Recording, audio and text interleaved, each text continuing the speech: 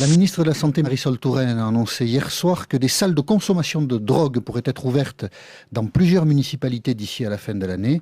Surveiller, aider ceux qui ont plongé dans la drogue plutôt que les abandonner à leur sort.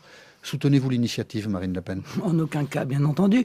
Ah bon? Mais Bien Madame entendu. Marisol Touraine rejoint ainsi l'analyse que faisait également Madame Bachelot, ministre de la Santé de l'UMP, qui elle aussi était pour l'ouverture des salles de shoot. Je pense que c'est évidemment moralement inadmissible. On laisse tomber les gens qui se droguent? Non, ça n'a strictement rien à voir avec ça, mais on n'est pas obligé de les aider à se droguer quand même. On n'est pas obligé d'ouvrir des salles exprès pour les aider à se droguer. Il y a des hôpitaux pour les soigner. Sortir de Il y a la des addiction. hôpitaux pour les soigner. Mais je trouve que c'est dramatique sur le plan moral, dramatique sur le plan politique, c'est dramatique sur le plan sanitaire. Et évidemment, j'ai une pensée pour les riverains de ces salles de shoot qui vont être obligés de vivre aux côtés de gens qui sont dépendants de la drogue, avec tous les risques évidemment que cela entraîne. La parole est à Madame Marion Maréchal Le Pen pour l'amendement 771. Oui, c'est en effet un signal catastrophique, je suis d'accord, qui est envoyé à la population française, puisque, que vous le vouliez ou non, l'État organise une exception légale à la consommation et à la détention de substances illicites. Autrement dit, l'État organise une violation de la loi. C'est un renversement de principe qui ouvre la porte à bien des dérives. Il devient ainsi complice de la consommation et de la dépendance plutôt que le garant de l'interdiction des drogues dangereuses.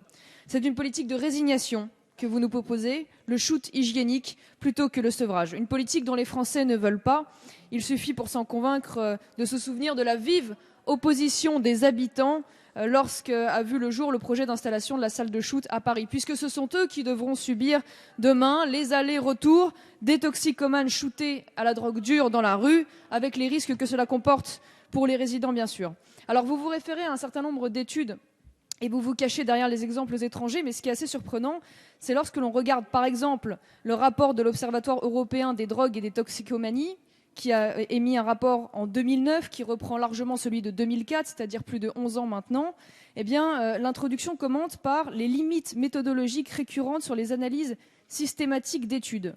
Et il y a les mêmes réserves de la part de l'INPES, c'est-à-dire que, en réalité, on a trop peu d'éléments pour véritablement émettre un retour d'expérience sur ces salles de shoot. C'est donc totalement... c'est une mauvaise idée de se cacher derrière les exemples étrangers et surtout qu'est pointé dans ce rapport deux choses quand même inquiétantes pour l'Observatoire, à savoir que les toxicomanes adeptes de ces salles retardent leur entrée en cure de désintoxication en raison du confort, je cite, éprouvé dans ces centres spécialisés. Et d'autre part, il y a, semble-t-il, un développement d'un trafic de drogue autour des salles de shoot. C'est pas moi qui le dis, c'est l'Observatoire sur les drogues. C'est donc pourquoi je m'opposerai à ce principe et je propose cet amendement supplémentaire.